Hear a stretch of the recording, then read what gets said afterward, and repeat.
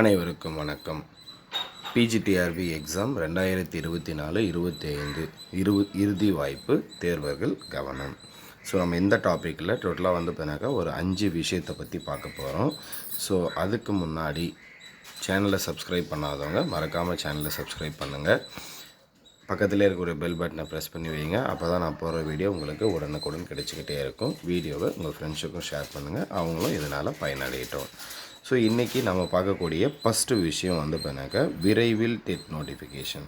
So நம்ம already பார்த்தீங்கன்னா நம்மளுடைய யூடியூப் சேனலில் வீடியோ போட்டிருக்கோம். டெட் நோட்டிஃபிகேஷன் பார்த்தீங்கன்னாக்கா விரைவில் செப்டம்பர் மாதம் வரும். ஸோ ப்ளஸ் பார்த்தீங்கன்னாக்கா நவம்பர் மாதத்தில் எக்ஸாம் நடக்கும் அப்படின்னு சொல்லிட்டு இருந்தோம். ஸோ அதுக்கான நோட்டிஃபிகேஷன் பார்த்தீங்கன்னாக்கா நமக்கு செப்டம்பர் மாதம் எண்டில் வரும். எண்டில் வந்தால் நவம்பரில் எக்ஸாம் நடக்கலாம். அப்படி இல்லை அப்படின்னாக்கா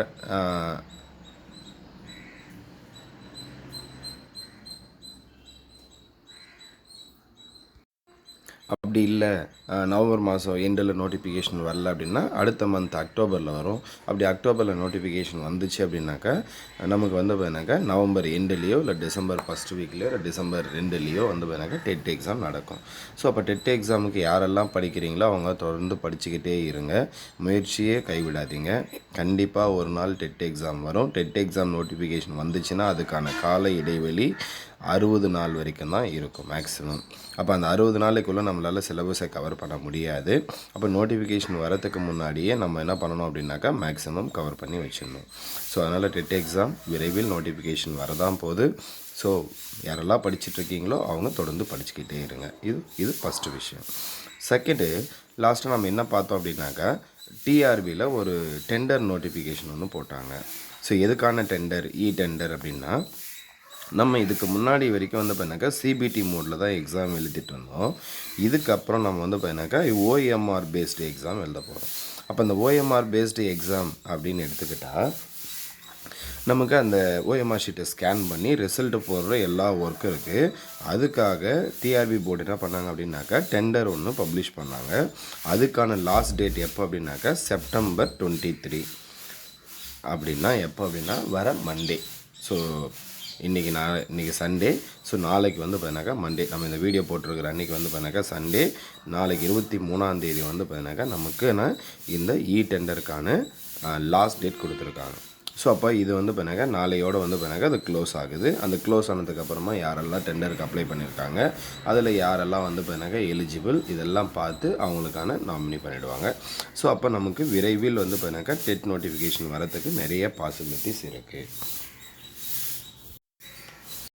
ஸோ அப்போது அதுக்கான டெண்டர் நோட்டிஃபிகேஷன் கொடுத்துருக்காங்க. அந்த டெண்டர் நோட்டிஃபிகேஷனுக்கான லாஸ்ட் டேட் பார்த்தீங்கன்னாக்கா 23 செப்டம்பர். அப்போ 23 செப்டம்பர் அப்படின்றது முடிஞ்சு போச்சு. நாளையோடு பார்த்தீங்கன்னாக்கா 23 செப்டம்பர் முடியுது.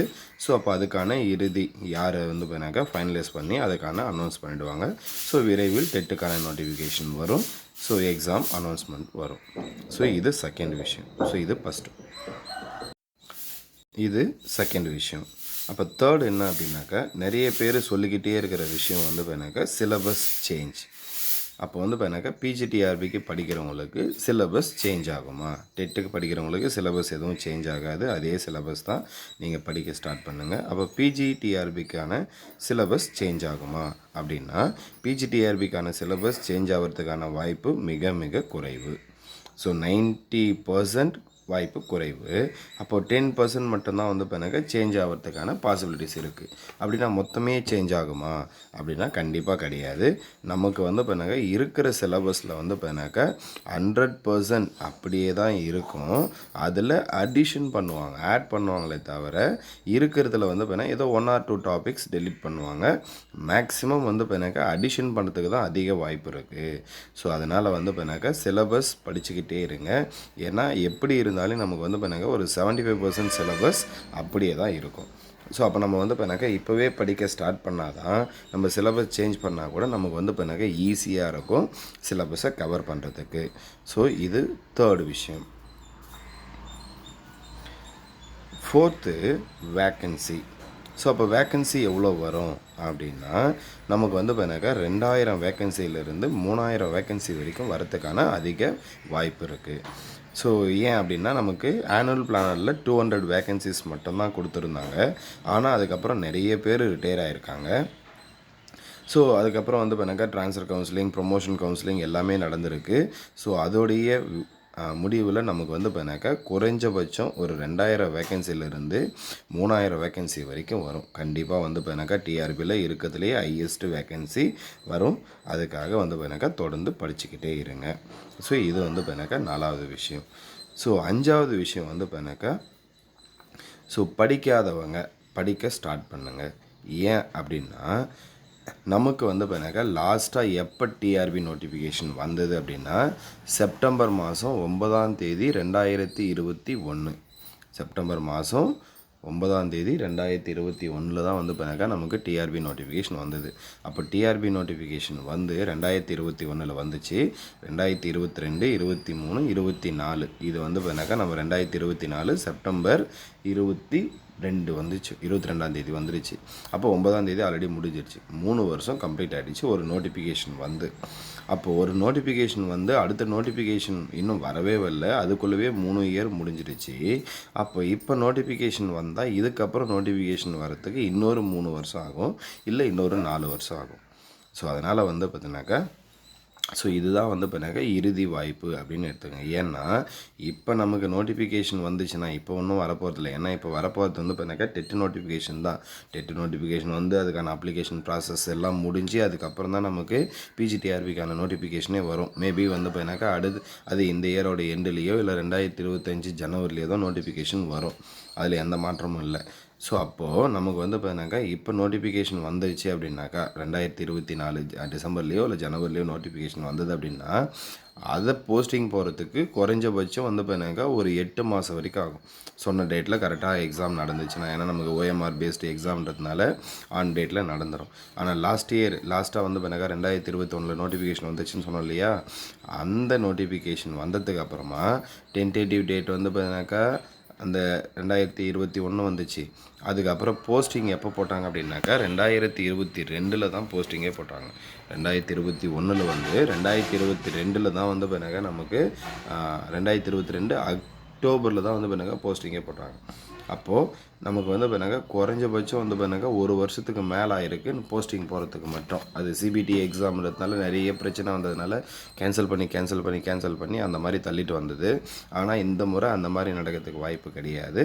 குறைஞ்சபட்சம் வந்து பார்த்தீங்கன்னாக்கா ஒரு 6 மாதமாவது ஆகும் நோட்டிஃபிகேஷன் வந்ததுலேருந்து போஸ்டிங் போகிறதுக்கு.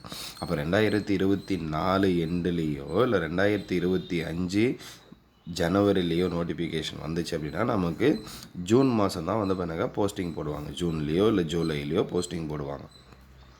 அப்போ போஸ்டிங் போட்டு முடிச்சிட்டாங்கன்னா திரும்பவும் ஒரு 3 வருஷம் இல்லை 4 வருஷம் வெயிட் பண்ணுற மாதிரி இருக்கும். ஸோ அதனால் இப்போ இருக்கிறது கடைசி வாய்ப்பு அப்படின்னு நினச்சிக்கிட்டு படிக்கிறவங்க படிக்க ஸ்டார்ட் பண்ணாதவங்க படிக்க ஸ்டார்ட் பண்ணாதவங்க படிக்க ஸ்டார்ட் பண்ணுங்கள். ஸோ படிக்க ஸ்டார்ட் பண்ணவங்க தொடர்ந்து படிச்சுக்கிட்டே இருங்க.